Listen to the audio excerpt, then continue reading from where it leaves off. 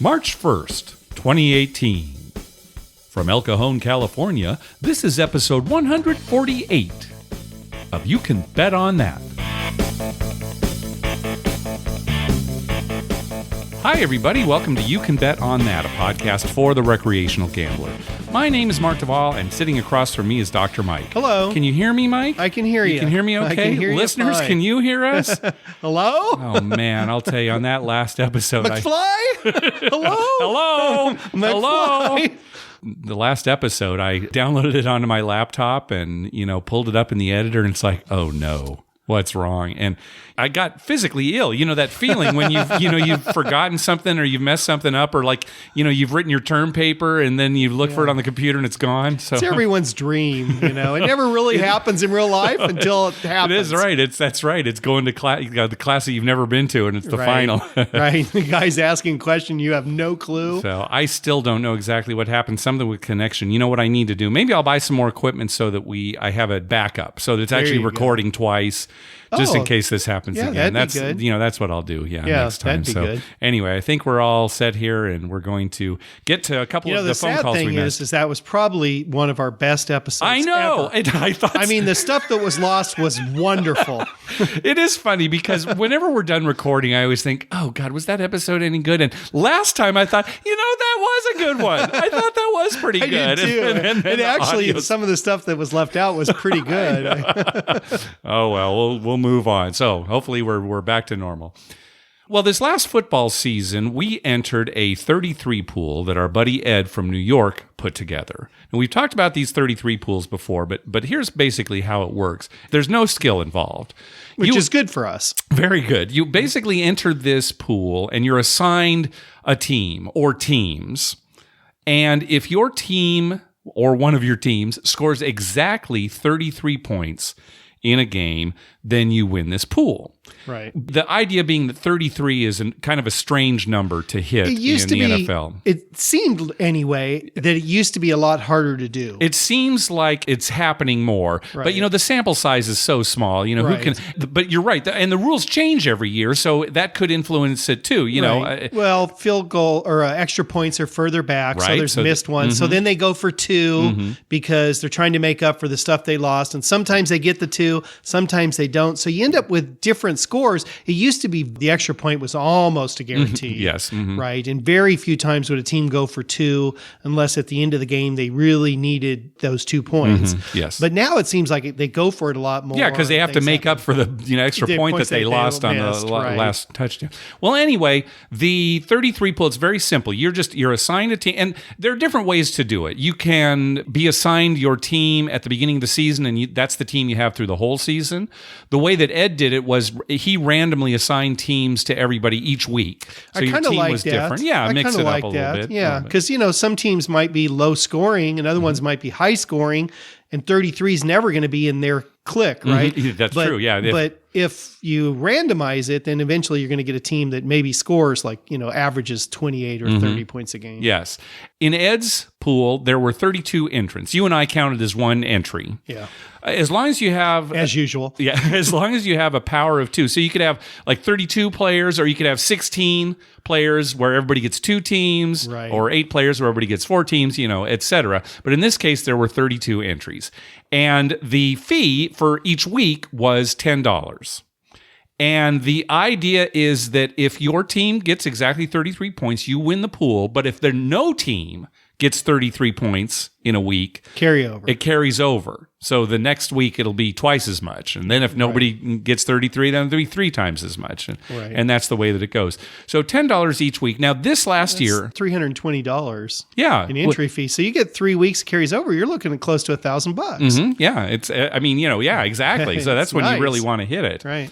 This year, 256 games.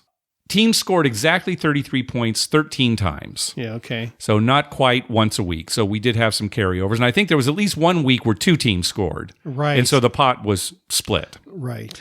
Well, Ed came up with this really great idea where if at the end of the season, that 17th week, nobody wins, he would take everything that was still in the pool and go to Atlantic City and bet it all on a hard 6, 3-3. I thought you were going to say something else. Like what? Well, go to Atlantic City and... Oh, okay. And then spend it on booze and blow and party and everything. No, so his idea was bet it on a hard 6 because that's 33, right? 3-3, right? Well, this last season, he suggested that we all contribute a little bit more to the entry fee. Right. So that if somebody does win in week 17, he can still go to Atlantic City and bet this hard 6. I like that. Right. I love that. That worked out to be an additional $2 per week. Right. So the entry fee for everybody was $204. Yeah. Which, you think about that over the course of a football season. If you're in pools or something, that's not a lot of money. It's not, exactly. Well, $10 a week. That's right. Well, $12 a week in this case. $12. Right. So as it turns out, nobody did win in week 17. Somebody won in week 16. Okay. But nobody won in week 17. So there was still money in the pool, plus all that extra that we paid. So Ed was able to go to Atlantic City with $1,400.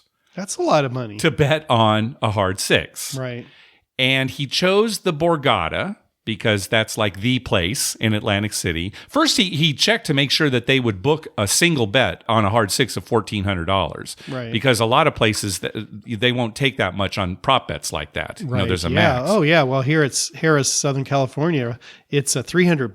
Right, $300. Right. So, but it turns out that they would take it. So Ed headed out to Atlantic City with some friends. And he waited until the dice came around to him. People weren't really rolling all that well, but waited until the dice came around to him. And he looked at his buddies and they kind of all agreed, okay, this is when we do it. This is when we bet the hard 6.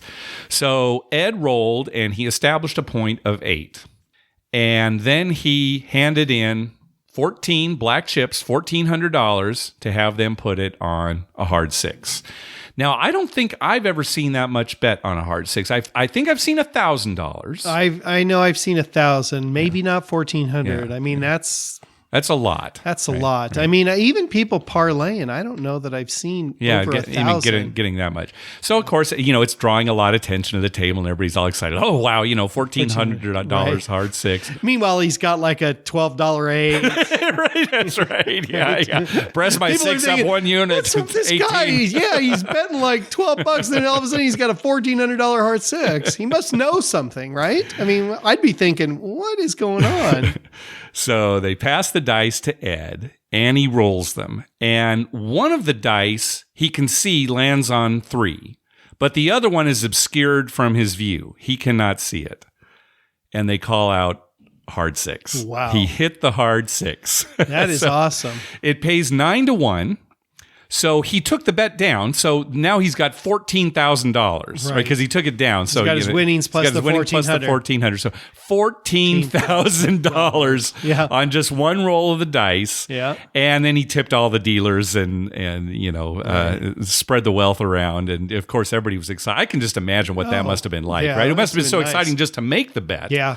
But then to actually hit it. So now each entry into that pool is getting $435. Nice. So even more than they paid for the year. Yes, even if you didn't win, which we did not. We did not win any of the 33s during the season. We still doubled our money. Yes, more than double our money. Yes. Yeah, that's sweet. Thank you, Ed, again for doing that. Yeah, and seriously, it's great of Ed to, I know he likes to go to Atlantic City. Mm-hmm. It's not that big a chore, but it's nice that, he takes the time to do that and go there and everything. Yeah. And, Somebody asked us about, well, do you trust him? Oh, God. And we're like, yeah, we trust him. He's a former New York cop. We've met him. Yeah. He's online. He's an online presence. He's emailing everybody. Yeah, we trust him. But it was funny. They just because they're thinking, well, you just take your money and go, oh, I lost. Oh, yeah, that's true. I'm like, no, that's true. Him. Yeah, he could have did that. Well, he took buddies. Well, of course we trust Ed. I hope Ed's doing well too. He had some health issues here recently, but we're glad that he's out and about. Seems to have recovered I hope that nicely. Perked him up. Yeah, really good. You know what, Ed? You know what he should have done? He should have just take me down and then place them all for $2. All the hard ways $2. Yeah. Right? And if one of them hits press, do you mean parlay, sir? No, just press. Just press $2. It's funny because the dealers probably, I'm sure he must have told them. They probably figured, what's going on. Yeah, here. he probably explained it to him what was happening. Yeah. But it'd be funny just take it. Yeah, just give me $8. That's right. Well, again, thanks, Ed. So another story. Now, this past weekend, a bunch of podcasters and bloggers and gambling enthusiasts met up at Caesars Windsor in Ontario, Canada. It's less than a half hour from Detroit, just on the other side of the border. Okay. And Adam, a.k.a. Vegas Fanboy, who has a new podcast called Travel Fanboy, and who's going to be at Zorkfest with us, he was one of the people who attended. Now, apparently he was playing Pai Gow poker. And he was dealt a 7-card straight flush. Yeah. Ace 2, 3, 4, 5, 6, 7. Wow. Right? In a row. No joker. Right. You know, a natural 7-card straight flush. About a 1 in 4.8 million chance of happening. Okay. Okay. So pretty unusual. And let me guess. It turns out the shoe was not shuffled.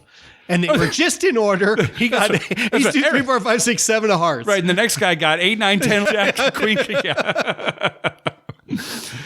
No, that wasn't the case. Apparently, it was correctly shuffled. Well, there's a side bet that you can make at this Pai Gow table that will pay if you make a certain hand. I don't know exactly what the side bet was, but it probably would pay if you made, say, a full house or better. Right. Something like that. Usually it's something like that, yeah. And if he had made the side bet, which he did not, it would have paid 2,500 to 1. Wow. And Mike, you and I were talking about this. There's a similar bet out here at Harrah's Southern California and a lot of other casinos, right, where it's a progressive jackpot. And it's just a $1 bet. And if you get this 7-card straight flush, even if it has a joker, right, you get the jackpot. You get the jackpot. And we've seen the jackpot up over $300,000. Oh, yes. Right. Remember, somebody won it a while back, and it was well over $300,000. Yeah. But he did not make the side bet. Now, he was getting a little grief online, but I want to jump to his defense. Like me, he's not a side bet player. I mean, to me, that's a good thing. The side bets generally have a high house edge, and they can really eat up your bankroll. Right. Now, you know, you like making the side bets, and there's nothing wrong with people who want to make side bets, too. For some people, that's all the fun. Right. They're not really interested so much in the regular hand. They want to... Well, the regular hand's kind of boring in Pai Gow. That's right. So play however you want, but, you know, I support Adam in this, and he did not seem upset about it. And online, he even said that there were some people at the table who had made the same bet, and they won the envy. Right. You know, if you make a bet and somebody else wins, even if they didn't make the bet, you win the envy bet. You still win the envy, and I guess they tipped him. Oh, so at least that was good. So anyway, Adam, don't make any more side bets. That's and in your mind, the long run, in your mind, just pretend that it was a screw up with the shoe and it wasn't shuffled. Yeah. It wouldn't have counted anyway. That's right. That'd be my story. Adam should have just said, no, it was a screw up in the shoe. It wouldn't have been paid anyway. Yeah, it's a good thing I didn't make the bet. They would have gone to the camera. It would have been, it would have been, we wouldn't have paid that anyway. That's right. Well, the good news is he did win the hand. Good. No, I hope so. Which is not guaranteed because he's playing ace 7 in the 2-card hand. Right. He's playing a straight flush in the 5-card hand, but the best 2 cards, ace 7, he's putting up there, right? And that's certainly not a guaranteed win. I'd have played 6-7 and go for the higher straight flush. That's right. Keep that ace down there. Just in case. Just in case the dealer, right? Because an ace 2, 3, 4, 5 is actually a higher straight flush in Pai Gow poker than 2, 3, 4, 5, 6. I was talking to Vito about that on his show recently about that weird thing in Pai Gow where ace 2, 3, 4, 5 is actually the second best straight. Yeah, because it's got behind an ace 10 Jack, Queen, King, Ace because it has an ace in it. Yeah, you know, he should have done that and then just tell people, and I didn't win the hand either. Push. It's a push. That actually would have been a better story. I didn't make any money on I didn't even win the hand. Well, he could have actually pushed because, you know, if the dealer had ace king, pair of twos, ace king. That's right. There's no way that it's a guarantee. Well, whenever you do this to me, when it's you and me and your dad, we'll be playing 3-card poker, and I never make that side bet, and then invariably I'll be dealt like a straight flush or something. Hey, you're always the one. You're always giving me a hard time. Here's what I want you to do, okay? I want you to compliment me every time I don't make the bet and I wouldn't have won. Okay. Every single time. Yeah, okay. Every time. Oh, nice no side bet. That's right. Nice no side bet, Mark. Nice no side bet. I'll tell you what. Now, tell the truth. When you told me this story, we were in the car heading up to Harrah's when you first heard about it, and you were telling me the story, and I said, well, you know, it's smart he doesn't make that bet because he doesn't play that much Pai Gow, and over the life of his Pai Gow career, he's probably going to be ahead not making the side bet. Well, of course. Because that side bet would eat him up. Maybe not ahead, but he's not going to be behind as much. He's not going to be behind as much, yes, exactly. Right. Oh, well, of Where course. Like someone like me who's never actually won a big side bet like that and always makes it, I guarantee you I've lost money. I mean, I'm way down on side bets. You have to go with the math. You can't say, well, Adam, if you'd made this bet, you'd probably be up for side bets for the rest of your life. You can't think that way. No, you can't think that way. No. You got to think the other way, that because I don't make that side bet, I've lost way less than I should. Exactly. And that's what I think of when I stare at you. Okay. Yeah. That's what you're thinking. You're not thinking, what a doofus. Speaking of things that aren't fair, we went out to Harrah's a couple Saturdays ago, and they were having a reward credits multiplier. It was a mystery multiplier. Yeah. And what you do before you go in is you slide your card, and you were guaranteed like 5 times multiplier. Right, everyone would like get that. at least 5 times. So I slid my card up to 50. The max was it up to 50? Okay, 50, 50. Yeah, and I don't know how they determine. Maybe it's random. I don't know how they determine it. But it's not random. But it's not random. No. All right. Well, there's some nozzle in the back who determines who gets what. All right. Well, and explain this to me, sir. You're a higher roller than I am. I got 15 times multiplier. What'd you get? I got 12. Yeah. How do you 12? figure that? I was so mad. I was looking at Mark gets 15. I get 12. There's some nozzle in the back who determines all that. He's just some guy. I'm going to call him a nozzle. Okay, all and right. He sits there and, just like, this guy, he's watching you on a camera. Oh. This nozzle. Okay, so 12 for him. So maybe he had something against you? Maybe you treated him badly? I'm going to go with that. Okay, that's probably a good way to go. Or it could just be a random computer thing. Yeah. But, it would suck if you're a 7-star, you go in and you get 5 times. Yeah, that is a good point. I'm thinking that maybe your tier status does have something to do I'm sure it with how much does. you get. It was probably a minimum of 12 for 7 stars. I think you're probably right. And you got a little extra because, But, it's all voodoo, so, we don't know. Yeah, they don't tell you anything like how that's determined. No. Same thing when they have these drawings and they give away $50,000 that same night. They're giving away $50,000. Yeah. I mean, it's probably on the up and up, but we have no way of knowing. No. I mean, nobody has any way of knowing. It's just some computer thing. But they always do come up with a winner. They do, and sometimes they come up with no winner. Which sort of makes it seem like it really is random, because why would they draw a name for somebody who's not there? It's one of those where you have to be there to win. Right. And they'll draw the name, and then if 5 minutes goes by and nobody's claimed it, then they pick another name. So they do give away the money. It's not like now if they picked a name and they weren't there and then that was it. Then I'd be thinking, wait a what's minute. Going on? Yeah, what's going on here? Yeah. One more thing to talk about. So there's a new casino that opened up in New York, Resorts World Catskills. Opened on February 8th. We really have not heard much about it. If anybody goes there, if anybody goes there, let us know what it's like, and let us know if it's going to be a game changer for the whole Catskills region, which may have been struggling recently. It used to be the place where all the New Yorkers would go up and see entertainment weekend, and that kind of thing. Yeah. So go see Bob Hope and or it's like a Shecky Green that's right, exactly. Like that. So let us know. Hey, thanks to everyone who's been clicking through our Amazon link. Remember, whenever you're going to buy something through Amazon, please go to our page first, youcanbetonthat.com, and click through our Amazon link towards the top of the page. All right, let's move on to our voicemail hotline. So the big chunk of the audio that we lost last week was a couple of phone calls. So those are going to be the first ones we get to here. Okay. I'm trying to remember what we said. I know. We're going to try to do it exactly like we did before. Remember, call our hotline at 951-292-4377. That's 9512-WAGERS. 9512-WAGERS. And maybe we'll play your clip. So the first phone call that we missed last week was from Randy. Let's go. Hey, Mark. This is Randy from North Texas. I just gave you a quick Now, I just want to say that that was not audio problem. That was his phone call that dropped out for a little bit. All right. Okay. He's talking about Biloxi. Biloxi trip report. Just about to get on the plane here. Came out for 3 days. The all tall small bets are all 150 in those places except for Imperial Palace and Scarlet Pearl. Whenever I asked some of the pit dealers about them, so it's been like that for like a year. One even had the gall to tell me that, yeah, the felt printers mixed it up, but we're going to stay with this.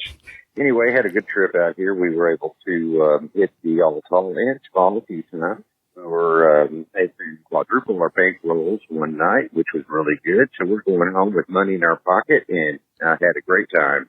Wonderful place, good properties. Sometimes you get down to the south, y'all check it out. Thanks again. Appreciate the podcast. Love what you do. Okay, well, that explains why some of the all small, tall payouts are different. It was just a printing error. Just a printing error, yeah. Okay. Printing error. I see. Yeah, there's a lot of that goes on. You know, the 6 to 5 started off as a printing error. Really? Yes. And then they didn't return it, so the printer thought, well, that's so much easier to print than 3 to 2 or whatever. 6 to 5, it just, you rattle it off. Right, so they just started printing it, and then the casinos just kept putting it out. That's why we got 6 to 5. Okay. Yeah. See, I've never heard that story before, but it makes sense now. No, there's no other reason that they would have done it. Now that you put it together, why else would a casino, go to double odds on their craps table, 6 to 5 on their blackjack, water down their beer? I mean, they water the beer down. Well, what does that have to do with the printer? It's printed right on the menu. Watered down beer. May not be 100% beer. It's down at the bottom somewhere there. That's right, a little asterisk. It's hard to read, but it's there if you look for it. Yeah, it's printers that have destroyed America. Is that right? Yeah. Our friend Paul's a printer. Paul, isn't he a printer? He's a printer. Yeah. Oh, I'll put it on him. He's destroyed America in a lot of ways. He's destroyed America. Yeah, I agree. Oh my God, at least Vegas. I love that printer. It's a printing error. I know. I mean, when the guy's saying that to him, does he think that, Randy was born like yesterday or something? Yeah, it's just a printing error. Don't worry about it. That'll change when the next printing comes out. That's right. We're not going to spend money on a new felt here. We just got this one. It's all worn. Yeah, right. You can't return these things. They're specifically our logo's printed. on it. Yeah. All right. Here's the other call that we missed on the last episode from Keggers. Hi, Mark and Dr. Mike. This is Keggers from Minnesota. First-time caller, but love the podcast. You guys are a really good mix of being entertaining and informative. I really appreciate that, so keep up the good work. Headed to Vegas here in a couple weeks for a much-needed vacation with my wife and 2 other couples who are good friends of ours. Between a promotion and a foster kid placed in our home and death in the family, we definitely need a break and some relaxation. So staying at Paris, but my buddies and I are starting to learn about crafts, and your podcast has been really helpful to learn about crafts and what to do, what not to do, what bets to make, what bets not to make. Dr. Mike, looking at you for that. Mm-hmm. But honestly, seriously, I could definitely use some advice about things that you notice beginner craft players doing that they shouldn't do. Things like etiquette, definitely what bets to make, how to interact with the dealers and other players, when to take your chips, when not to, when to tip, when not to. I'm sure you guys covered most of these topics on previous podcasts, but definitely appreciate pointing me in the right direction to learn that stuff. Because of your podcast, I think I understand the mechanics of the game and generally how to play, but it's those other things that you can't learn without experience that I'm nervous about going. So thanks for all the work. I love the podcast. Keep it up, and really appreciate the answer to this. Thanks. Now, unfortunately, Keggers has already gone on his trip to Vegas. If the phone call had actually come out correctly on the last episode, we could have heard it. Given him some of this advice up front. So, in fact, we'll actually hear from him later in the show about how his trip went. Oh, good. But let's still talk about this because this is kind of good information for people to know, people who are new to craps. One thing that I would suggest is when you go up to a table, just let the dealers know that you're new to the game. Right. Tell them how much you do know and just say up front, hey, this is my first time playing, maybe you can help me out. That does 2 things. Number one, the dealers are usually happy to help you. Mm-hmm. So they'll feel freer to lend you advice or, guide you along. Plus also, if you did do something that maybe was wrong or you didn't bet the proper way, they don't get frustrated with you because they know you're learning then. Right. You're not just, some guy. There are some dealers who, if you act like you know what you're doing and you really don't, right, they'll get mad. They shouldn't. Yeah. But it's like, a little and then they're not helpful because, you didn't ask for help. So right. I think it's good to do up front. Yes. Yeah, I agree with that. Yeah. The other thing is when you buy in, do not hand the dealers money. In fact, don't ever, you can never exchange anything hand to hand from a dealer except maybe your player's card. Yeah, just so nothing looks like you're cheating. Yeah, so you have to put the money down on the table and then they pick it up. The eye in the sky can see it. Same with when they're giving you the chips. They're not going to hand you chips. They're going to push it toward you. That's another good thing too. When they're cutting out the chips for you, let's say you go to a table and you buy in. They're going to get all the chips ready for you. Don't reach over and grab for the chips. They will push them directly in front of you. And there's a tendency for new players to say, oh, he's cut them out. I see him. Those are mine. To kind of go out and grab. No, wait. He's going to push them towards you. Yeah, because they'll wait for the pit to look at it and make sure. And another dealer on the table will usually look at it. Okay, yeah, that's $500. That way there's no problem if, a guy gets his money and says, oh, I only got $480. Well, no, we counted it out. You had $500. Yeah, and then, you can double check if there is a problem. Another thing, and this is just really etiquette, don't buy in the middle of someone's roll. So if a point has already been established and somebody's rolling, don't buy in at that point. Wait until either that shooter sevens out and the dice are passed, or at least until he's made the point and it's a new come-out roll. When there's a natural break. So like on a new come-out roll, there's a lot of stuff to do, pay people, collect. That's a good time to buy in. But, we just saw that Monday, right? Mike, that's the thing, is that this is just etiquette. You can buy in the middle of people's rolls, and you see it all the time. Oh. And I can't tell you how often we see people getting angry at people buying in. Now, it doesn't mean that a seven's going to come up, anymore. Well, the guy bought in Monday, and we're all like, oh, great. Right in the middle of a hot roll, he throws some money down on the table to buy in a couple $100. Yeah. And then the next point, the guy made the point. Yeah. So we're all like, oh, great. It worked. So it doesn't matter. But one of the fun things about craps, especially if you're on a good roll, is maybe it's going fast. Right. And that's some of the excitement. And when they have to count out money and get out chips, then it slows the game down. So again, just try to avoid it, even though you will see people doing it. All right, another important thing, keep your hands away from the table when someone is shooting. So when the stick man has pushed the dice to the shooter, that is the casino's signal that they want the shooter to roll the dice right away. Right. And that's not the time to have your hands down or to be making a bet. No, that's the time to have hands up. Yeah. Now, if the dice hit your hands, they will call that roll. And if the roll happens to be a 7, then everybody's going to be furious and blame you for touching the dice. Right. They're going to be way more furious than they will be happy if it turns out to be the point or some good number. Exactly. So keep your hands out of the table once the dice have been sent. And also, if the shooter if you're walking up to a table and there's a guy rolling, try not to crowd the shooter. That's true too, yes. Because people will, they don't want the shooter to be disturbed. Now, that's, again, it's just an etiquette thing.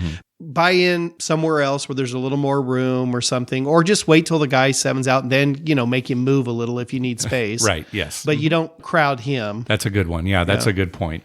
Now, as far as making bets go, we would certainly recommend for new players, just stick with the pass line, come bets, odds, place bets until you really get comfortable with the game. Just those basic bets that have the lower house edges. Now, as far as tipping goes, hey, tip whenever you like. The dealers love it, actually, if you make bets for them, rather than just tossing them chips. Sure. Make a bet on the pass line for them, or make a hard way bet for them. A very common way to do it is to say, give me a two-way hard 8, and you toss them $2. Right. That means that you're betting $1 for yourself and $1 for the dealers. And I think we've talked about this before with tipping, but, I always remember that one dealer telling me, said, hey, because I asked him, is it weird if somebody just tips you $1? Because you're thinking $1. Yeah. And, you're betting, maybe you have $100 in action and some guy puts $1. But he said that everybody who played, every hand of blackjack or every craps point, they just put $1 out there. He said, we'd make tons of money, because it's not their money. When they win, they get double it. When they lose, it's no big deal, another. So betting $1 is fine. Yeah, that's fine. So bet whenever you want. Although there are some people who are superstitious and think that if it's the middle of a hot roll and you haven't been tipping and then suddenly you tip, yeah, you've changed something. That's not like bad luck. So just be prepared for that. Yeah. It doesn't have any effect on it, but there might be some people at the table who will then blame you for, it's because you made a tip for the dealers. Yeah, well, you should have said, it didn't say on the felt no tipping. Maybe that's a printing error. Maybe there should be something there. No mid-shoot tipping. That's right. No mid-shoot tipping. No mid-shoot. Yeah, you got to tip on the come-out roll, sir. Sorry. That's the only time you can do it. And then finally, this is a big no, and again, it's just superstition. Don't say the word 7. Yeah, that's especially a big if it's not the come out roll. That's a big one. Don't say 7. Now, of course, it doesn't matter, but that's a super. Our good friend Seda came up to us once we were at a table. This is not at the place where she's a dealer and she wasn't working. I think we told this story. We told that story. Yeah, she wanted to say. I said, "What time do you get off?" You know, and it turns out she got off at 7. Right, 7 o'clock. Yeah. So she couldn't say that. So she phrased it. How'd she phrase it? She said, "Oh, I get off at 5:02." I don't know. She made it was really smart the way she said it. Yeah, I can't remember exactly how she said it. But so that we knew the answer was 7. Right. But she didn't say 7. Oh, you know what? It might have been military time. She might have said 1900. Yeah. Oh, I think you're right. Yeah, I think she said I get off at 1900 hours. Well, people who've played the game a lot kind of know this superstition. In fact, our friend Vince, who plays out at the casino, right.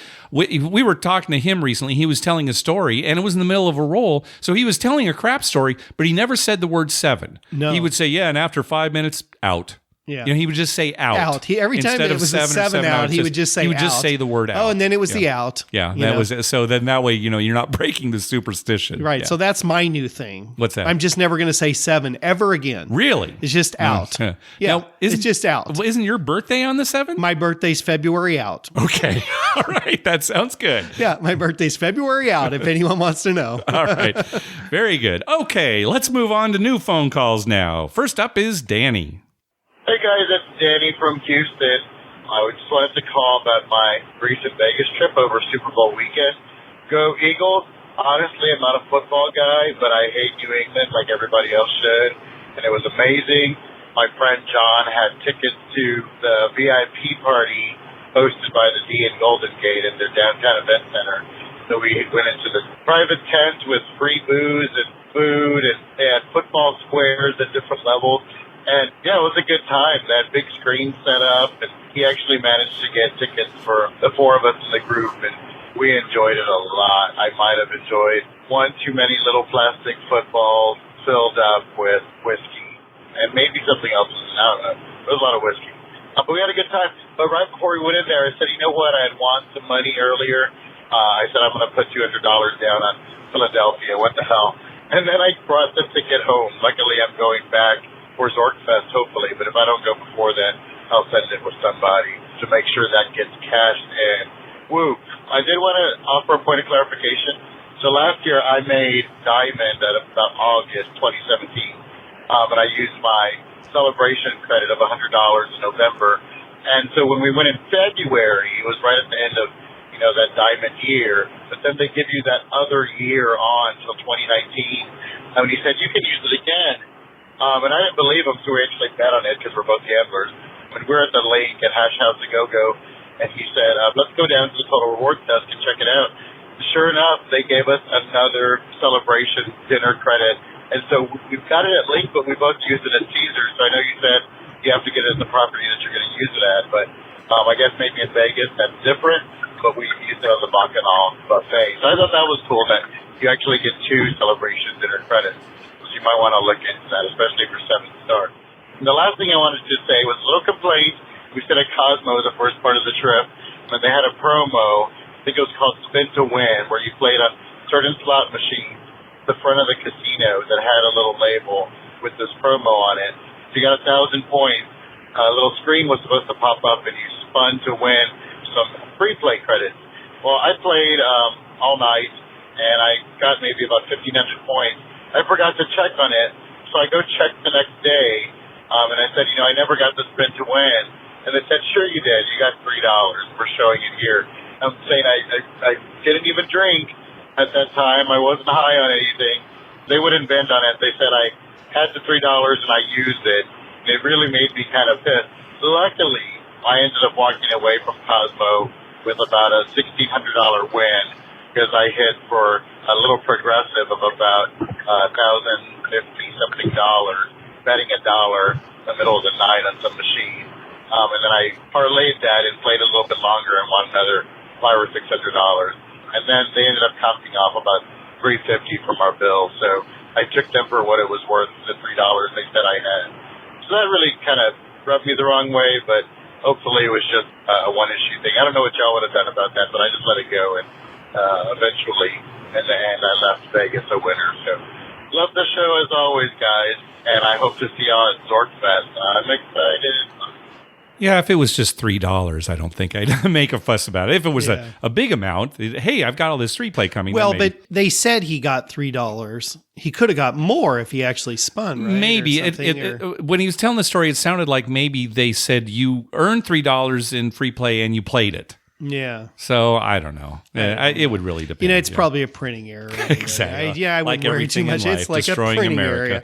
That is good information about this. Go ahead. Oh, I was going to say, I love the way he started is, he hates New England, as should everybody. As should everybody. That's true. Even people who live in New England, God, I hate the Patriots. I don't know about that. Yeah, I know that's not true, but it'd be nice to hear one of them say that. That is good information about the celebrations dinner, especially if you can get it at one property and use it at another in Las Vegas. We could probably use ours for 2018/2019 right now. Right. It certainly doesn't hurt. Hey, go up to Total Rewards desk and say, hey, do I have a celebration dinner coming? We probably should get it out at Rincon and then print, they gave us $500 in $100 increments, right? And then every week just get $100 extra of food to take. I guess we talked about this. How much water can I take home? A lot. I think I'd prefer to get some vouchers in Las Vegas and actually use them if we can go to a nice meal, something like that. Yeah. Well, we can do that too. I've got plenty of candy and water at home.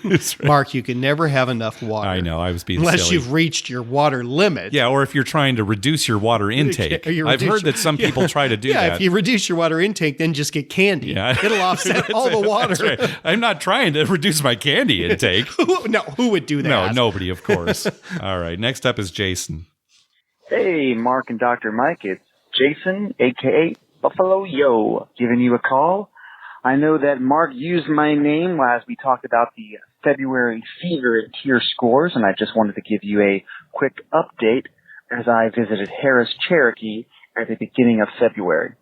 Harris Cherokee has a $5 Not So Ugly Deuces one-play video poker, 99.73% expected return.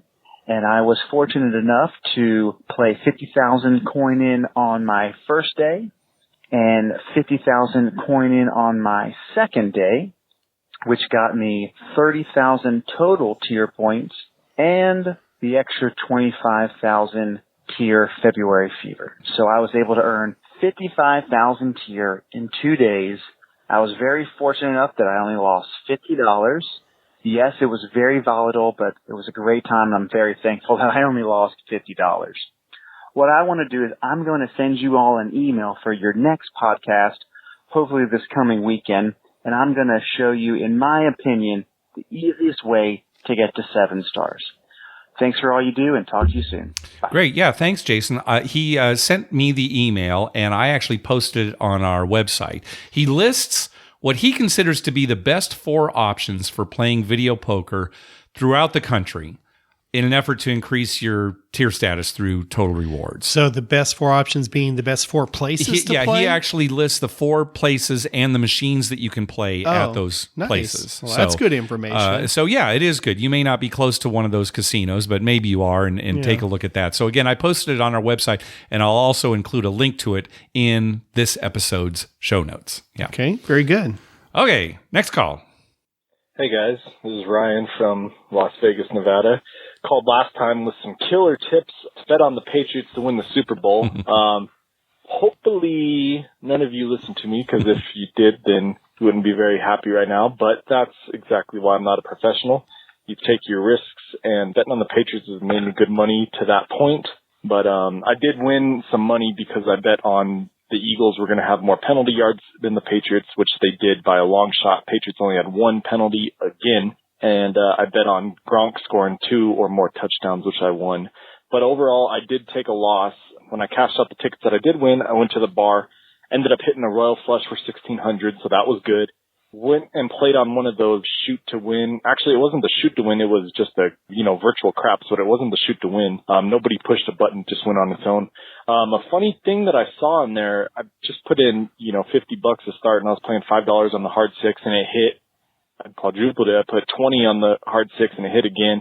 Then I had about 100 or so on the hard 6, and it hit again. And 100 was the max it lets you put on hard ways in that game, and it hit 3 times in a row. So I made pretty good money. I tried to put another 100 on it for the next roll, 4 times in a row. I've never seen 3 times in a row, but it said that the number of hard ways for 6 has been reached for that game. So I couldn't bet on hard 6 anymore. I could bet on all the other hard ways, but no more hard 6. And I thought maybe I was just betting too much money. So I went back down to $5, and it says for this roll, you cannot bet on hard 6 anymore. So I guess 3 times is as much as it'll let it hit, and then it stops during a roll. So I don't know how that works. Maybe it's just for that game, but once again, it wasn't a shoot to win. It was just at one of these station casinos here in Vegas. Well, yeah, hopefully everyone had fun during the Super Bowl. I know it was a great game, but yeah, maybe you can let me know if you guys know anything about this craps game, or I don't know. But hopefully I'll talk to you guys soon. Still want to play craps with you. Thanks, guys.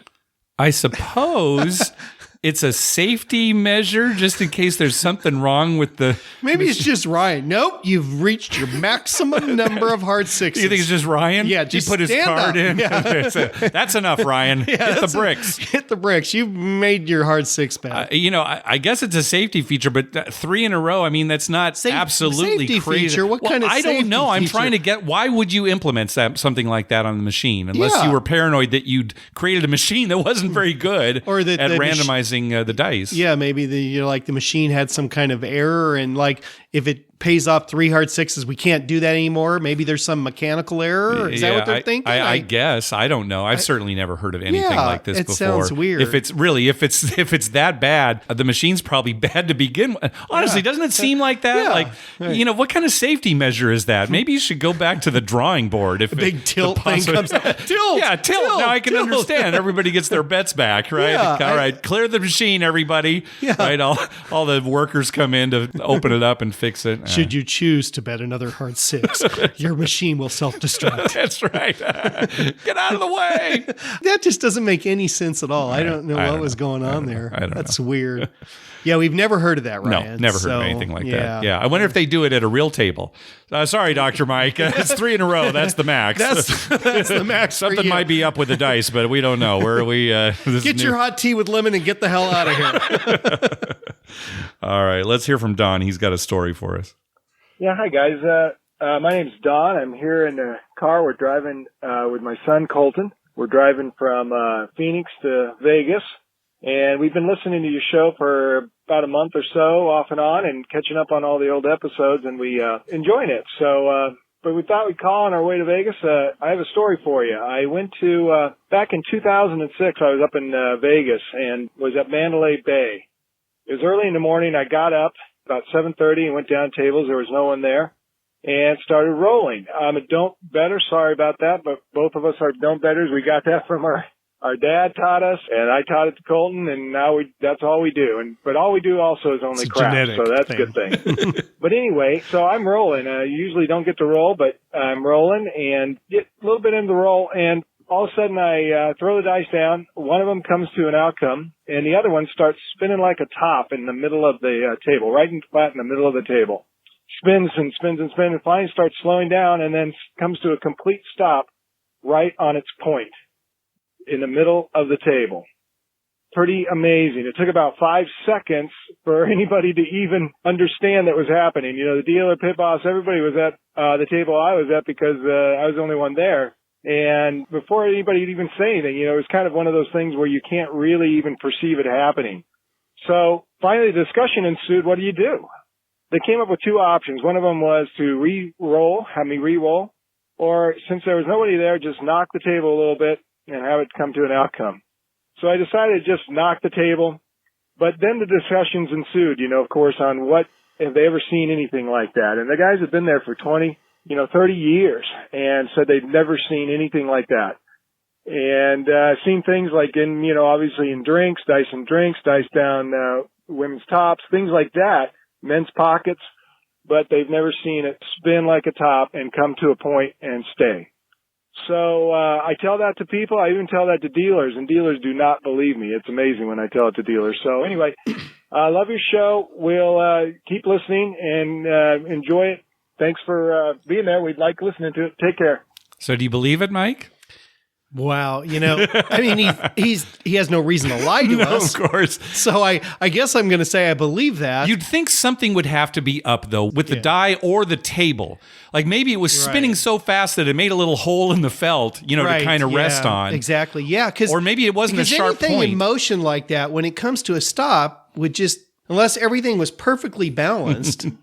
it would tend to fall, right? just a little. It doesn't take much, right? Just, Right. Well, we had a similar instance at Rincon, remember, not too long ago, where one of the cards, they flipped it over, and it just landed right on its side. I don't remember that. I'm trying to remember now. Just one of the cards. I'm sure you're telling the truth. There's no reason for you to lie, so... I'm sure he said he saw I'm sure so too. And you'd think something would have to be up though, because it's weird. That's so weird. Yeah. I mean, but weird things happen, right? Weird things happen. Remember when we saw that time where somebody rolled and the die landed right on the edge of the boat? Yeah, right. Right. Where the dice container, right? Yeah. Perfectly perched on the edge. It's like how? Yeah, right? how does that happen? How did it just land there? Wouldn't it have fallen off? Yeah. So... Well, I'm always telling Lynn, don't ever bother to hang your pictures up straight in California. Yeah. I mean, the earth moves so much in California. Mm-hmm. It's always moving. Pictures always are off a little bit, right? Yeah. So you hang something up, you can get your measuring thing out, make it perfectly straight. Next day, it's crooked. See, that could never happen in California. Maybe in Nevada. It's just so perfect. I don't know. It's not too far from area. Yeah, and they're always exploding atom bombs there. I think they still do that, don't they? Yeah, I don't know. Sure. I don't read the news much. Well, isn't that how they got rid of the dunes? It is true though, because now see that picture over there. That is a picture of the dog from Frasier, from the TV show Frasier. Right, that's an autographed picture from the dog. Yeah, from the dog. We met the dog. Yeah. All right, and I can never get it straight. Yeah, I always come down here and it's always, I tell Lynn this all the time. The ground is always moving in California. So, I mean, when you put a picture up, you just hang it crooked. All right. You know what I'm going to do? I'm going to take a pair of dice tomorrow to work. And I've probably got something that's like felt at work. And I'm just going to try to balance it. Yeah. That's all I'm going to do all day long. Mark, you done with that build, that software build? Not quite. Hang on. I need some time. 3 weeks from now, your boss is going to call you in. You've got nothing done. What's going on? Are you having marital problems? Are you drinking problems, gambling problems? No, I'm just trying to get this die. I'm so close. I'm so close. Lock yourself in a room at work. That's right. Who's in there? Hello? Why is the door locked? McFly? Quiet, McFly. All right. We're getting off topic. Okay. The next call. This is from Brian. It's the audio is it's a little hard to hear. The phone call wasn't real clear, but I think you'll get the gist of it here. Hey guys, Brian from Southern California here. You were talking about the Westgate Hotel. Just wanted to warn everybody, it is timeshare hell. You literally have 3 timeshare salesmen between when you check in and when you get to your elevator. Basically, the only people staying there are timeshare, victims. The scariest thing is, if you think of how long it's been since they closed down the Star Trek exhibit, it's still there. I mean, the cool stuff, the exhibit itself is gone, but the room is still set up. There used to be a Star Trek casino that you had to walk through to get to the museum, and it's all still there. They just turned it into their timeshare sales pitch by putting in a bunch of chairs and tables. The bathrooms are still the same. You still walk past the same work court. When you walk down the shops, the row of shops on the way to the elevator, remember, if you ever remember the Star Trek exhibit, there was a very distinct arch shape for all the doorways. They're all built just amongst those arches. So you think of how long it's been. It's got to be nearly 15 years, 20 years now since that thing closed down, and nobody has bothered to refurbish any of that floor space. It's really kind of sad. So anyway, I found that interesting. I was a big fan of the old Star Trek exhibit. Love the show. Talk to you later. Yeah, Westgate Resorts, who own the Westgate, it's primarily a timeshare company. Right. So, when they bought it, people figured this would probably happen. And yeah, that's the case. It is kind of too bad. I'm not good with those things. Seriously, I have a hard time just walking away from them. Oh, you mean people coming up and talking to you? Yeah, and stuff like that, and you feel obligated like you should listen or buy something. I have a terrible time with that. And I know people that, they'll go to those things and they'll just flat out just come out, no, we're not buying a timeshare. Give us our, steam free cooker TV or whatever, whatever, and we're out of here, And I just can't do that. So I avoid them like the plague. Yeah, if you see them, you just, kind of cross the other side of the street. Yeah, I'm not going to any timeshare thing. Well, the Westgate, it's still got a great sports book. We haven't been there in a long time, but the sports book still has a great reputation. It's funny, when Brian was saying, it's been like 15, 20 years since Star Trek's left, and I thought, that sounds about right. And I was looking into it today. It's only been 10 years. 2008. 2008, yeah. So it does seem like it's been longer. I am glad we were able to go on that. Well, there was some kind of time warp dimensional problem. Yeah, I think that's what it was. Mike, the floor changed. When they transported us onto the Enterprise, I looked down, the floor had changed. Yeah, that freaked cool. me out. I almost threw up because I thought, wait, great, something's You got that happened. queasy feeling. Yeah. The audio's gone bad or the floor changed. We used to go to Westgate, back when it was the Las Vegas Hilton. We went back in the 80s. I remember taking my grandparents there. They had this deal. It was in December, so the real slow period, like the first part of December, so a little bit before Christmas. And this was in 1988. And for $19.88 per person, you got 2 nights hotel room. That was just per person, not per night, just per person for the whole time. 1988, 2 nights plus 1 meal at any of the restaurants there. So we went to the expensive steakhouse and just oh man, my grandfather loved it. Yeah, it's like, what a deal. What a deal. So, that is a good deal. Yeah. It's probably a misprint. You're probably taking advantage of a misprint. Oh, I'm sure it was. But it's probably supposed to be $500 and no meal. Yeah, you got to do that. All right, next call. Hey guys, love the show. Long time, second time caller. Quick question I was just thinking of. When you are at a table, is there a hard minimum, I guess, between multiple people? So I guess, in other words, if you're at a $50 minimum table and you're betting 100, but your buddy's betting 10 and you're betting that consistently, does the house look the other way and say kind of what your average is? Or is it a hard cutoff line? This is your absolute minimum. And if not, what do you think the hypothetical times X it would be before they kind of look the other way and let your friend join in on that? So just something I was thinking of. All right, thanks. All right, the short answer is no, that you would not be able to split between 2 bets. The minimum is going to apply to everybody at the table. Yeah, usually. That's the short answer. Now, the casino might make accommodations based on, the amount bet. Sometimes if it's a husband and wife, if it's clear that it's a couple. Although we saw an instance, remember, where a wife was betting less and the husband was betting significantly more than the minimum. And he said to the pit, my wife wants to play, but she just wants to bet, like $10. And this guy's betting like 200 on the line. And they said no. Well, no. Do you remember, Mike? At first they said yes. Right. They said yes and allowed her to do it for like a half hour. Right. They did. Right. But then somebody came over. Yeah. I don't know if it was the eye in the sky or somebody came and said, no, you can't do it anymore. So, again, rules can be broken like that, but don't expect that. Yeah. I would say if we walked up to a craps table and it was completely empty and maybe the casino was kind of slow and there were 2 of us and we said, well, we're going to bet, $25, but our buddy here is going to bet 10. Is that okay? They'd probably say yes. That is possible. Now, sure. They might say if someone else comes up or other people come up, you're going to have to bet the 25 or That's whatever. The thing. So it's really going to depend. I don't ever expect it. Right. But, if it's a $25 table and you're betting $1,000 a hand, and your friend wants to bet 10, well, maybe they'll let that slide. But just have your friend bet 10 on your hand, right? Oh, that's true. I mean, we do that a lot. Yeah, but then they're not playing their own hand. I know. Don't expect it. We certainly can't give you a number to say when it would happen. You can always ask. It's going to depend on a lot of things. The casino, the pit boss, did he or she have a good day? Right, exactly. How they feel. Yes, yeah. So, all right. So here is Kegger's follow-up call. So we actually get to see how he did on his trip. Oh, and there's some bad audio in this too. This is not my fault. This is the way the call came in.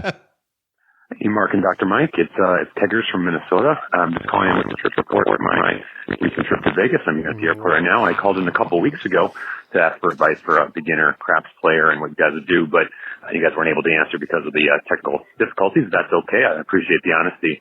But I learned enough from your podcast to know how am I handle myself at the table and how to bet, things like that. stayed at Paris, and it was okay, but couldn't find a $5 craps table to save my life. Everything this weekend, even on Sunday morning and Monday morning, times like that, were all $10 or higher. So a little disappointing. I dabbled in, played blackjack for a while and got hammered in that. But it's funny, at Paris, nothing on the felt said 6-5 or 3-2, and really had to look really hard at the table minimum placard to see what the table paid. And even if you got up close to it, it's hard to read it. Even most tables had a stack of ashtrays blocking that, actually. So a few tables I couldn't even tell. I had to ask the dealer. And one dealer got miffed that I left immediately when learning it was 6-5. It didn't really matter. I got hammered when I played 3-2. Played $10 minimum craps, and it was fun, but a couple $100 bankroll didn't go very long, even with minimum pass line, full odds, and two combat. Had some bad rolls and didn't last very long. So it wasn't doing very well, and Saturday and Sunday it was down both days. So disappointed, but having a great time with my friends, and we had a good time. But kind of turned it around. Last day, Dr. Mike, if I learned anything, it was hit the ATM if you're down, and then keep going, and that's what I did. Exactly. And it ended up really well. Exactly. Dr. Mike's a doctor, so you have to listen to him, of course. Glad I did. Took $200 out of the ATM, looked for a $5 table, couldn't find one, said, okay, I'll just play $10 and just play really single or double odds, really conservatively, just play 6 and 8, things like that. Played at the Cromwell, had a good time. Dealers were really nice. The one dealer was kind of not great, but everybody else was friendly. Ended up a couple $100 with my $200 buy-in, so that was good. Had a good time. Went over to Bally's and played $10, and again, had a fun time. Dealers were just okay, but finished up, had a couple really good rolls, and finished up a couple $100 again. So I'm thinking, great, I'm having a good day. It's having fun, things like that. But I went back. My wife was nursing a killer hangover. She thought she was in college this weekend. So went back while she was sleeping it off and went to Cromwell again to play $10 with my winnings. And I tell you, went great.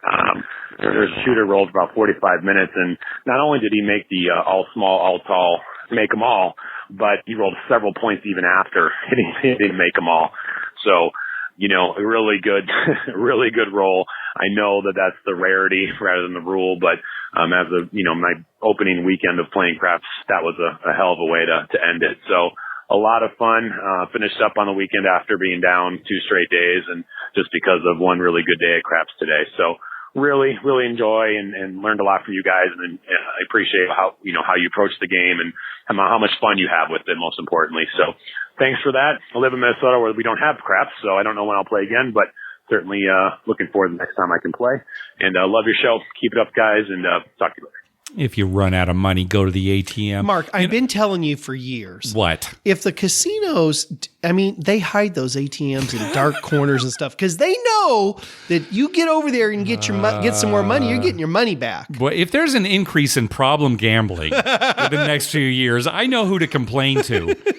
God. Got a problem? Blame Dr. Mike. That's right. That's the pamphlet. Yeah, right. Don't blame us. Blame Dr. Mike. It's not our fault. Caesar's Entertainment. We try and hide those ATMs. Oh, jeez. All right. Why don't they have craps in Minnesota? Oh, I don't know. Seriously, they could get around the law like they do here in California. I don't know. That's a good question. Maybe they could, but nobody's just taking the time to do it. Yeah, maybe not. Yeah. They have plenty of casinos. I don't know. The law might actually be different too. I don't know. Yeah, we'll have to look into that. Yeah. I'm going to figure that out. Okay, good. Yeah, let us know in the next show. If I move to Minnesota, I don't want to go someplace with no craps. Okay. Yeah, you keep talking about moving to Minnesota. It's too cold there. It's coming. Yeah. It's all right. coming. Okay. All right. We love Minnesota, though, of course. Yeah. So, I do. Yeah, I know you do. All right. One last call. You're talking about misprints. Yeah. All right. Now, here's a good story.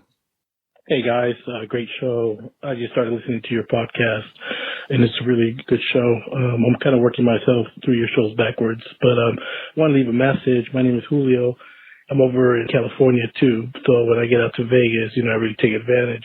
2 quick stories. I was hearing something about when dealers make mistakes, so I had a quick story on that. It's not a dealer, but a sports book. I was actually at the Atlantis in the Bahamas, and this was a couple of years ago. I placed a wager on a LA Laker game. I think it was the Lakers against the Pelicans. It was in LA, and in the Bahamas, we're a few hours ahead, so the Laker game didn't really start till like 10 p.m. or something like that in the Bahamas time. Anyways, I placed a bet at $220 to win $200. on the Lakers. They were underdogs. It was a +5 advantage I got or something like that. Anyways, it turns out I didn't have phone service, but I ran up to my room and I timed it to see what time the game would end, checked on my computer, and sure enough, it was ending. I lost the bet. Lakers lost by like 8 points. I go back downstairs. Sportsbook's closed. I usually throw my tickets away. I saw that the scoreboard was backwards. It had the Pelicans losing and the Lakers winning. The sportsbook was closed, but they told me they could cash it at the cage. So I quickly went over to the cage and I cashed the ticket, and they gave me the money. Obviously, the Lakers didn't win. By the time I got back to the sportsbook, which is a small sportsbook there, I looked, they had corrected the score. So I just got in the nick of time. So that was a mistake they did. That's a great story. I got paid on that. That's pushing the house, baby. That was something I got lucky on. The second thing is really quick. I was at my last trip in Vegas. I hurt my foot. Funny, I heard your podcast about one of you hurt your foot, and I actually was walking back to my hotel because I was too desperate to wait for a cab or something. So I started walking to our hotel, and I was walking between Harris, and I was going through the link, and I saw the craps table. They had stools there that you could sit at the table. So I said, well, I might as well play. I'm hurting, but I might as well play. So I sat there. I was sitting next to a stick man. I saw the table was cold, so I started betting on the don't pass line. And then what I did was I basically took my initial don't pass line bet, put that on whatever number that went to. I put odds on it. Then I put on the don't come box, which was on the corner next to the dealer directly in front of me. And if 3 numbers came up, I would put odds on those numbers. I would lay on those numbers, and the suitor would 7 out. Then I'd collect. So it was hard for me to reach over. The dealer was putting the chips over on the box. I kept trying to reach over, trying to grab them. A couple of times, the dealer would just hand them over to me, and then he switched dealers. And then the next dealer, he wouldn't give them to me. I said, "Okay, you pass them to me." He says, "Oh, there's a self-service area. You need to get up and come grab them, grab your winnings." He seemed really upset that I was betting there and I kept winning there. So he, I was sitting on a stool next to the stick man, but he wanted me to reach over or walk around and grab it. So I said, okay, fine. I took my chance on that, but I just wonder if you guys ever experienced, or have you guys ever heard of, hey, this is a self-service area, you guys come and grab, which I guess technically it is, but, I just thought it was a little bit rude on their end. Anyways, that was it. Good show, guys. Have a good day. You will find dealers who hate don't players. Yeah. And they shouldn't. And this was just a dealer treating you badly because you were playing the don't. Right. Yeah, a self-service area. Okay, yeah, it's a self-service area. But you're right next to the stick. The whole table's pretty much a self-service area, except for like place bets and stuff, right? Well, I mean, you make a come bet. It's true, but at least with the come, pretty much everybody can get to it. The don't come is typically, right up there by the 10 or the 4, depending on what side of the table you're on. Right. And not everybody can get to it easily. Yes, if you're a don't player, maybe you'll stand there because you're close to it, but maybe there's no room there. Yeah. This is just next a dealer. Next time, Julio, you go there with a stick, with a crab stick. You can just reach across, slide bring your own stick. Self-service. Bring your own stick. That's a good idea. You bring your own towel, they should bring your own stick. A good dealer is going to give you. Well, how often do you see dealers who, let's say there's a 7 out and you had a come bet in the come. Yeah. Well, they pay the come bet and maybe they just leave it there and leave it to you to get. But a lot of times they'll pay the come and then they'll stack it up and just put it right in front of you. That's just good service. Well, it's courtesy and they should be doing the same thing for don't players. But that's just the reality of it is don't players get a lot of discrimination and sometimes it comes from the crew. Yeah, it's kind of funny too. I mean, because I'm dealing craps. Why would I care how anyone plays? I agree, but look at... I'd get just as much enjoyment when the points were made and the don't guy loses as when the points aren't made and the don't guy wins. Look at Lorenzo. Yeah, right? Oh, right. A dealer we used to have it here in Southern California. He hated it when I would bet the don't. Yeah, oh, God. He hated it. And so I really gave it to him, right? I said, hey, Lorenzo, I'm betting the don't, because I knew it'd drive him crazy. We don't do it that often. No, I don't at all, but you do it occasionally. Every once in a while. And so what? I mean, why would anyone care? Then you know how it is. Okay, actually, we have one more call that's pertinent to you. I forgot about it. Let me play that real quick. All righty. Hey, guys. It's Daniel from Louisville, Kentucky. I was calling because I believe next weekend is when Dr. Mike is supposed to be coming up to Louisville here to go to Horseshoe, Southern Indiana. We are experiencing crazy river flooding, and I got an email yesterday that Horseshoe had to close down due to high water levels. I know right now the projections are that the water is supposed to continue to rise through Tuesday, and they don't know beyond that, depending on the forecast of more rain and all that stuff. So I was just calling to give you a heads up. You probably already know, but I was just calling to give you a heads up so that you know you might not be able to go to Horseshoe Southern Indiana. I hope it works out, though, and if it does, I will definitely be there to play craps with you. All right, talk to you guys later. Thanks. Right, so what's the status right Daniel. now? Hey, Daniel. So, thanks for the update, but it is Wednesday night here. We're recording. Mm-hmm. Yeah, it's February 28th. February right 28th. And my wife called on Monday, so the 26th, in the afternoon. There's only a recording from the casino. Okay, right. There's nobody answering phones. Sure.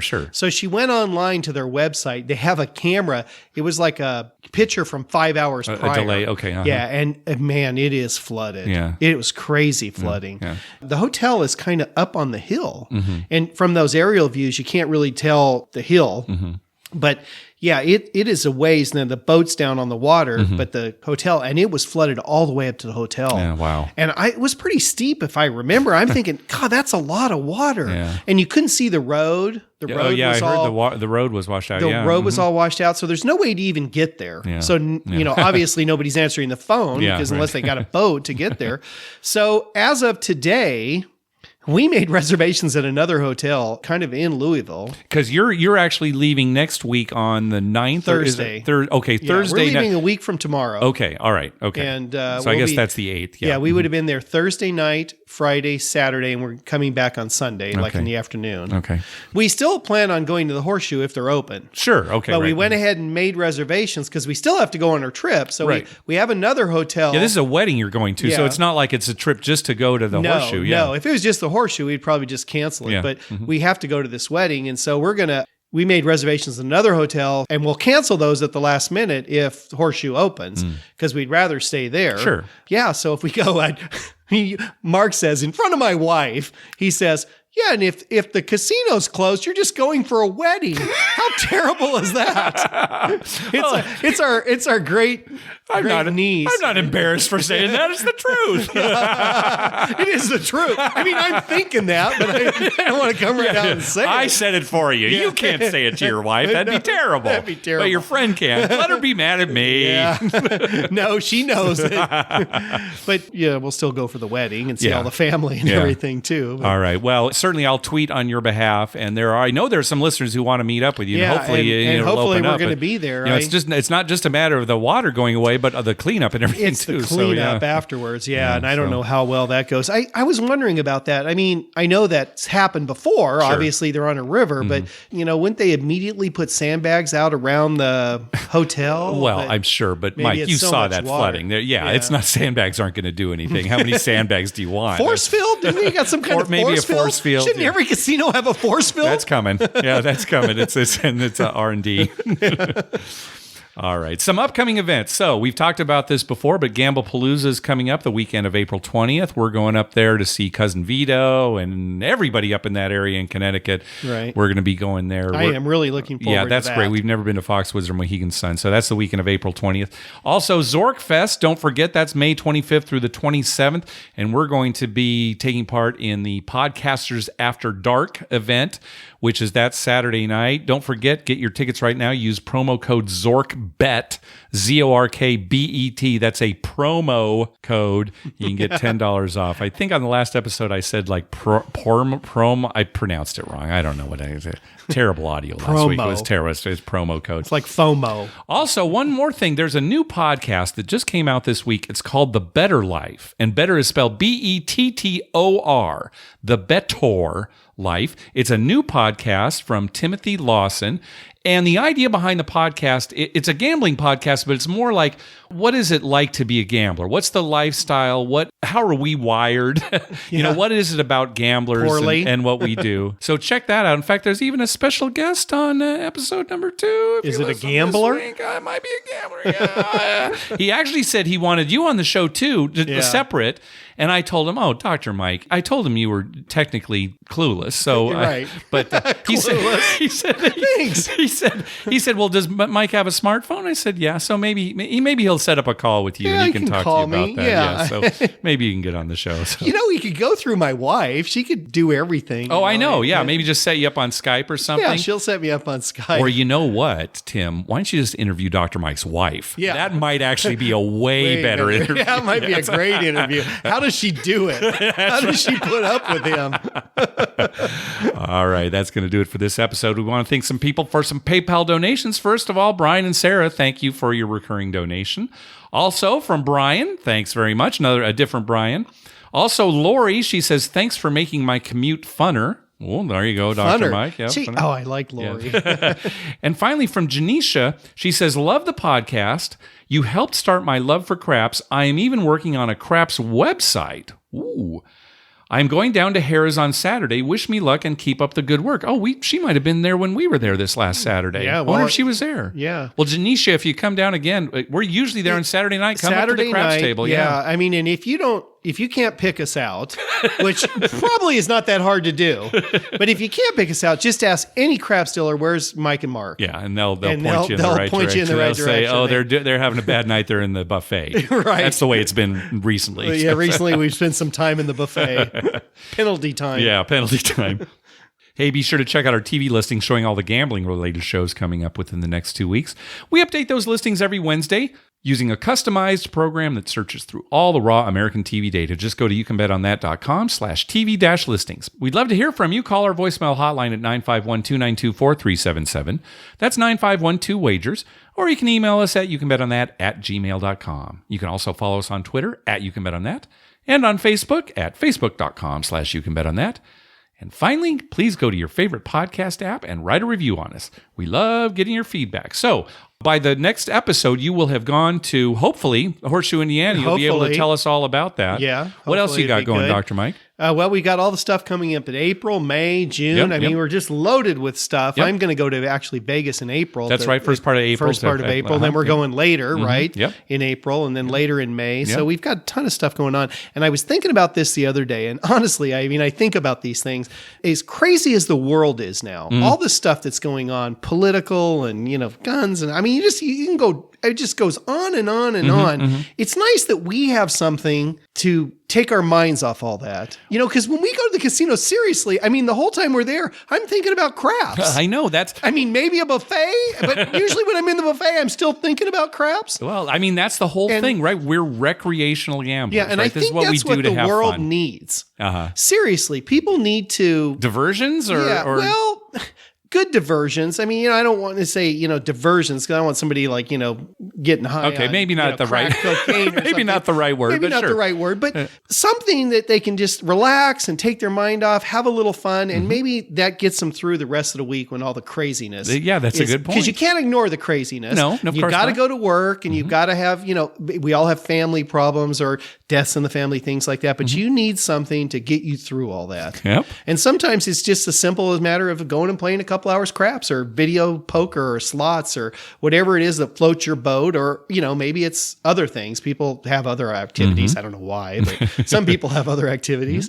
And it helps that our wives are so supportive of us. Yeah, great. They're great about it. Yep. Because they support. There's not that many wives, I would say, in America who would let their husbands, every Saturday go to the casino. Yeah, and come home at some ungodly hour. Wake them up and explain everything that happened at the casino.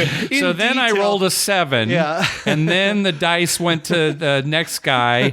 I always tell Lynn every day. I come home and tell her, there was this weird guy doing this and there's that, and it's like 3:30 in the morning and we've got to get up at 5. And she's like, aren't you going to, and I can't sleep because I'm wired. You're all excited, yeah. I got a belly full of rolled tacos.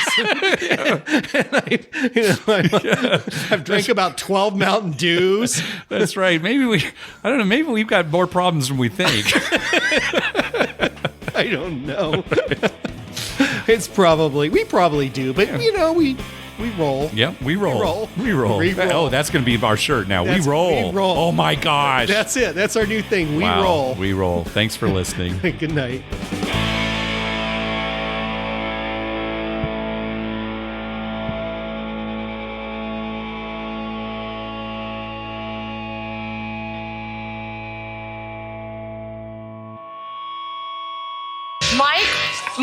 That was wonderful. I had no idea you were so talented. The audience is going to love you.